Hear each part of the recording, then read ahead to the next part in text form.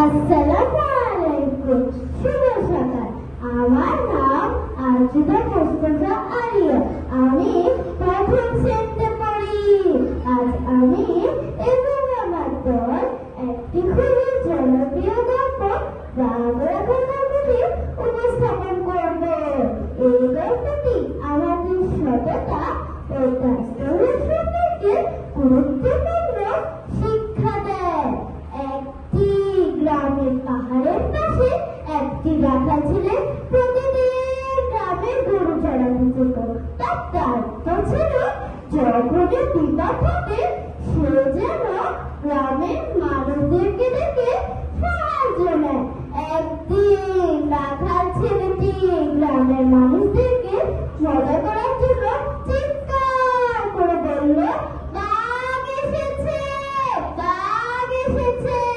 তার ডাক শুনে গ্রামের লোকেরা দৌড় দিয়ে এসে দেখে কোনো বাঘ নেই।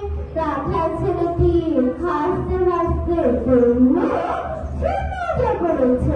গ্রামবাসীরা কিছুটা রেগে গেল, তাকে ক্ষমা করে দেয়।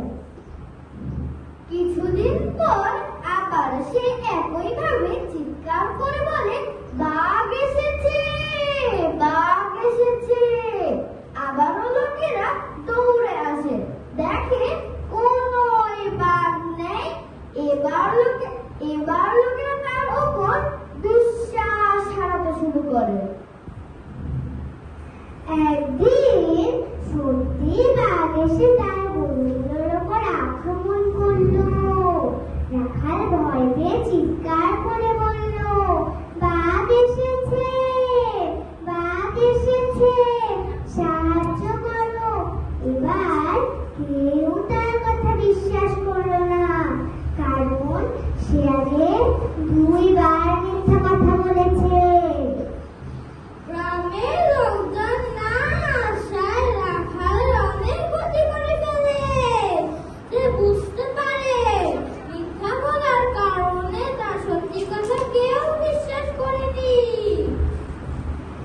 এই গল্প থেকে আমরা শিখি সবসময় সত্য কথা বলা উচিত। মিথ্যা বললে বিশ্বাস নষ্ট হয়ে যায়। একবার বিশ্বাস হারালে তা ফিরিয়ে আনা কঠিন। দায়িত্বের জায়গায় মজা করা ঠিক না।